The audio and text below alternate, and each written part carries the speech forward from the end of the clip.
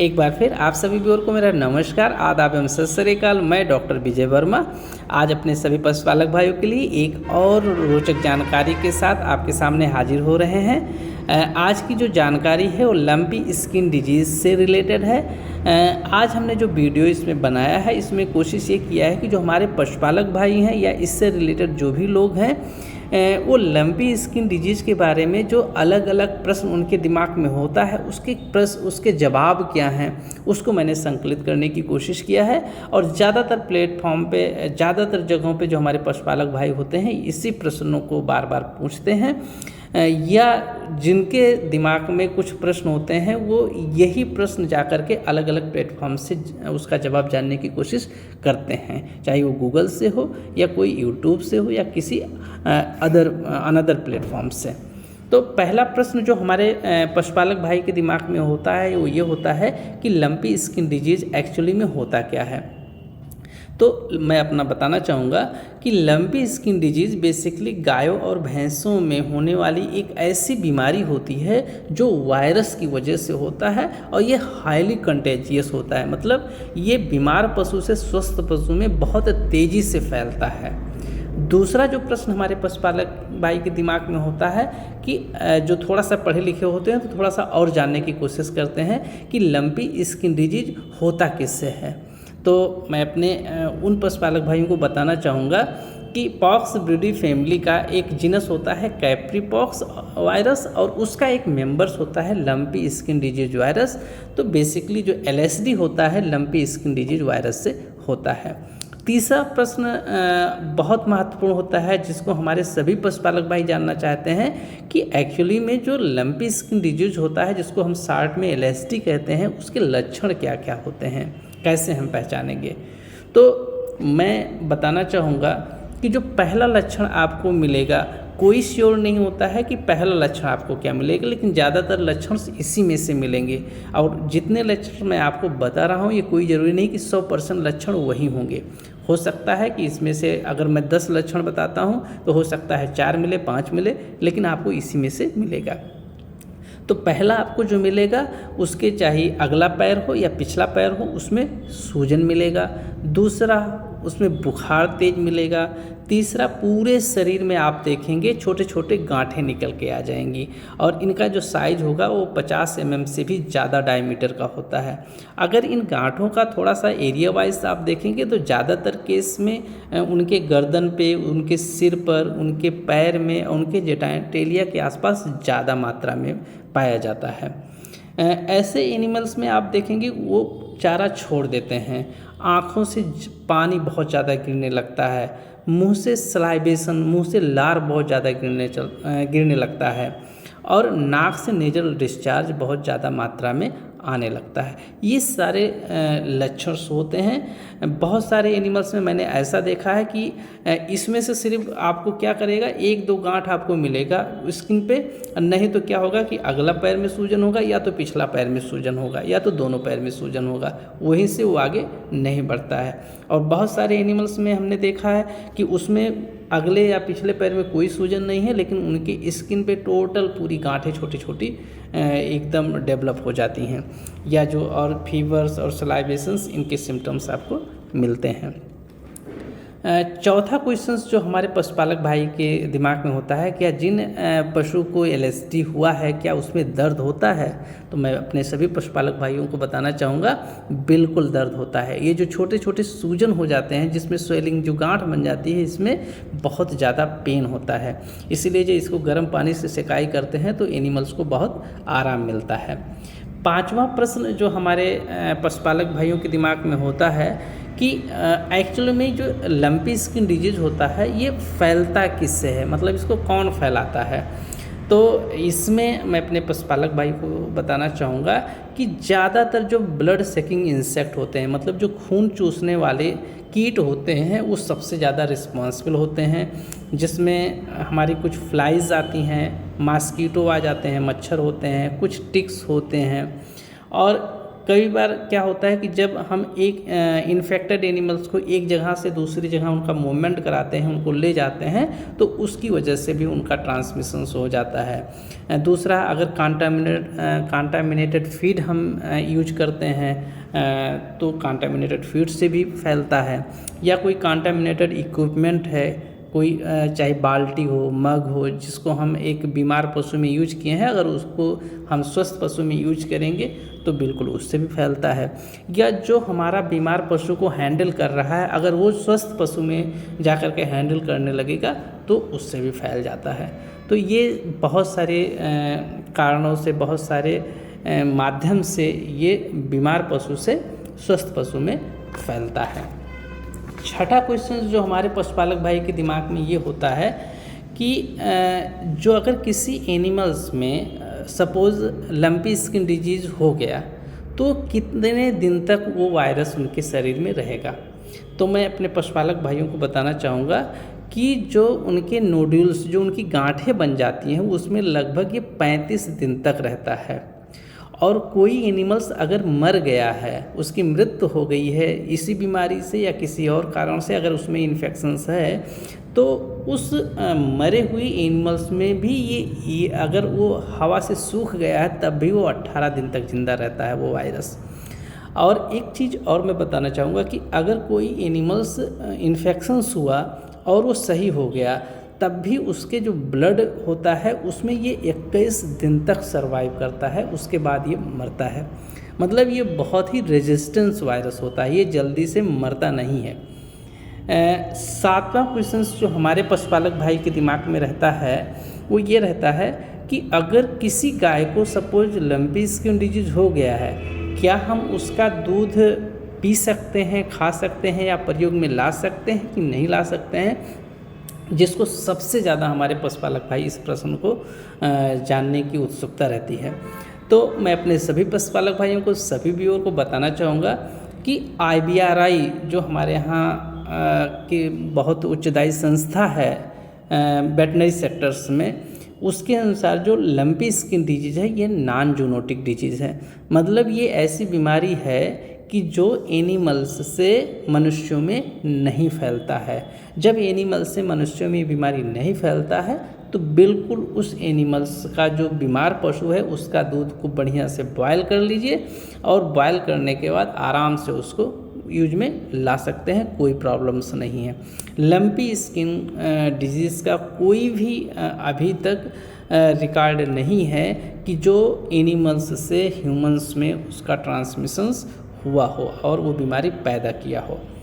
तो आठवां क्वेश्चन से एक हमारा जो पशुपालक भाई जानना चाहता है वो ये है कि क्या LSD का कोई वैक्सीन बना है। मैं अपने सभी पशुपालक भाइयों को ये बताना चाहूँगा कि LSD का अभी तक एक्चुअली में कोई वैक्सीन नहीं बना है। अगर किसी एनिमल्स में LSD को हम कंट्रोल करना चाहते हैं कि हमारे क्षेत्र में सपोज LSD हो ही ना, तो हम क्या करते हैं कि जो गोट पॉक्स वैक्सीन्स होता है उसी को हम प्रयोग में लाते हैं और काफ़ी हद तक उसमें हमको सफलता भी मिलती है। नौवां एक क्वेश्चन ये होता है हमारे किसान भाइयों के दिमाग में कि क्या कोई ऐसा तरीका है कि हम जो LSD होता है उसको हम कैसे रोक लें। तो ये काम एक्चुअली में एक 50% ऐसे समझ लीजिए कि हमारे किसान भाइयों के हाथ में होता है, और 50% जो होता है पशुपालन विभाग के हाथ में होता है। तो सबसे पहला काम, अगर आप LSD को रोकना चाहते हैं अपने यहाँ की हो ना, तो सबसे पहला वैक्सीनेशन, जिसको पशुपालन विभाग की जिम्मेदारी होती है। दूसरा मूवमेंट कंट्रोल, मतलब एनिमल्स जो बीमार पशु हैं उसको एक जगह से दूसरी जगह ना ले जाएं, ना तो बेचने के लिए ले जाएं, ना तो खरीद करके ले आवें। तो ये काम किसान का होता है। और तीसरा जो होता है मैनेजमेंट स्ट्रेटजी, जिसको बोला जाता है कि जैसे मैनेजमेंट का पार्ट ऐसे समझ लीजिए कि अगर हमारे घर में एक बीमार पशु है और एक स्वस्थ पशु है, तो बीमार पशु के जो भी चीज़ आप इक्विपमेंट यूज कर रहे हैं, जो भी बाल्टी, मग, जो भी चीज़ यूज कर रहे हैं, उसको आप स्वस्थ पशु के प्रयोग में ना लाएं, पहली बात। दूसरी बात, जो हैंडल्स बीमार पशु को कर रहा है, कोशिश करें कि वो व्यक्ति जो स्वस्थ पशु है उसकी हैंडलिंग ना करें।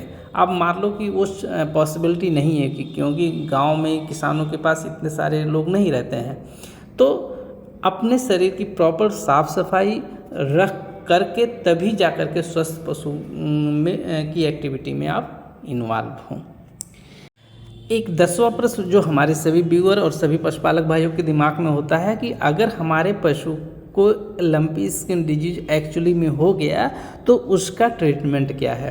तो मैं अपने सभी व्यूअर को बताना चाहूँगा, लंपी स्किन डिजीज़ एक्चुअली में वायरल डिजीज़ होने की वजह से इसका कोई परफेक्ट ट्रीटमेंट है ही नहीं।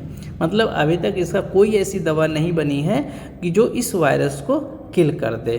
ये जब इसका इंक्यूबेशन पीरियड कंप्लीट होगा तब ये मरेगा, और जब ये ख़त्म होगा उसके बाद ही बीमारी हमारी ठीक होती है। लेकिन अलग अलग एनिमल्स में चूँकि जो हमारे सिम्टम्स होते हैं उनकी जो डिग्री होती है वो अलग अलग होती है। मैंने बताया कि कुछ एनिमल्स हमारे ऐसे होते हैं जिनकी सारी एक्टिविटी नॉर्मल होती है, लेकिन उनके पैरों में सूजन आ जाता है और उसकी वजह से उसमें पेन होता है और उनको चलने में प्रॉब्लम होती है, जिसकी वजह से थोड़ा सा चारा कम कर देते हैं और बाकी सारी एक्टिविटी उनकी नॉर्मल होती है। ऐसे केस में अपने पशुपालक भाइयों को मैं बताना चाहूँगा कि आप हल्दी और सरसों का तेल दोनों को मिला करके गर्म कर लें और इन दोनों का जो पेस्ट बनता है, इस पेस्ट का सुबह शाम उसके जो सूजन वाला एरिया है वहाँ पे लेप लगा करके उसको आप बांध दें। लगभग 1 हफ्ता तक आप कंटिन्यू रखें, सूजन ऑटोमेटिक ख़त्म हो जाएगा और वो एनिमल्स बिना किसी ट्रीटमेंट के वो रिकवर हो जाएगा। लेकिन ऐसा एनिमल्स जिसमें सिम्टम्स बहुत ज़्यादा हैं, मतलब उसमें सलाइवेशंस बहुत ज़्यादा है, उसके आँखों से पानी बहुत ज़्यादा आ रहा है, उसके पूरे शरीर में नोडुल्स बहुत ज़्यादा बन गए हैं, तो ऐसी परिस्थिति में हमको उसको अलग से और सारी दवाएं की आवश्यकता पड़ती है। जैसे अगर बुखार बहुत ज़्यादा होगा तो हमको पैरासीटामॉल की आवश्यकता पड़ेगी। दूसरा, अगर सूजन उसके जो नोड्यूल्स होते हैं उसमें भी सूजन बहुत ज़्यादा होता है, आप देखेंगे कुछ कुछ में बहुत छोटे छोटे होते हैं लेकिन किसी किसी एनिमल में बहुत ज़्यादा साइज़ के हो जाते हैं, तो वहाँ उस सूजन को कम करने के लिए हमको non steroidal anti inflammatory drugs का यूज करना पड़ता है। कुछ में देखेंगे एनिमल्स में सलाइवेशंस बहुत ज़्यादा होता है। अब सलाइवेशन जब बहुत ज़्यादा हो जाता है तो साल्ट डिस्टर्बेंस हो जाता है, जो साल्ट होते हैं वो डिस्टर्ब हो जाते हैं, इलेक्ट्रोलाइट डिसबैलेंस हो जाता है और इलेक्ट्रोलाइट डिसबैलेंस होने की वजह से उनकी कई सारी फिजियोलॉजी डिस्टर्ब हो जाती है। तो ऐसे केस में हम एट्रोपिन का भी यूज करते हैं। एक और बेसिक दवा हम लोग यूज करते हैं आइवरमेक्टिन, ताकि जितने उसके शरीर में जो माइट्स, जो टिक्स, माइट्स जो भी अवेलेबल हों वो सारे के सारे ख़त्म हो जाएं। एक और चीज़, चूँकि स्टार्टिंग फेज में हमको एंटीबायोटिक की बहुत ज़्यादा आवश्यकता नहीं होती है, लेकिन किसान भाई अगर हम थोड़ा सा जान करके उसका टेक्सचर्स देख करके समझ सकते हैं कि जो नोड्यूल्स बना हुआ है, अगर उसमें आपको ये लगने लगे कि इसमें एक मतलब एज बन रहा है और वो उड़ी, मतलब जैसे लकड़ी जैसा होता है, उसकी फीलिंग आने लगी है, तो उसके बाद, उस स्टेज के बाद इसमें एंटीबायोटिक की आवश्यकता होती है। वो स्टेज ये शो करता है कि इसमें अब पस बनना स्टार्ट हो गया है, तो उस कंडीशंस में आप एंटीबायोटिक का भी आपको यूज करें ताकि सेकेंडरी बैक्टीरियल इन्फेक्शंस आपको कंट्रोल हो जाए। अगर किसी एनिमल्स ऐसा है जिसमें हमारे सारे नोडुल्स हुए फूट गए हैं, मतलब उसमें पस बन गया है और पस निकल करके वो फटना शुरू हो गया है, तो ऐसे केस में मैं आपको बताऊं, आप नीम की पत्ती बढ़िया से खौला करके पानी में और उसी पानी से बहुत बढ़िया से धुलाई कर लें और मिथाइलिन ब्लू आपको मिलेगा, उसको पानी में घोल करके और उस मिथाइलिन ब्लू को आप डेली सुबह शाम आप लगाते रहें।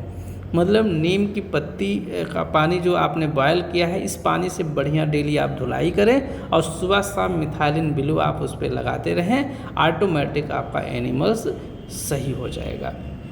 इस बीमारी से हमारे सारे के सारे पशुओं को बचाया जा सकता है, बस थोड़ा सा सावधानी बरतने की ज़रूरत है, थोड़ा सा मैनेजमेंट अपना सही करना पड़ेगा और बिल्कुल इस बीमारी को अच्छी तरीके से भगाया जा सकता है और इससे अपने पशु को 100% बचाया जा सकता है।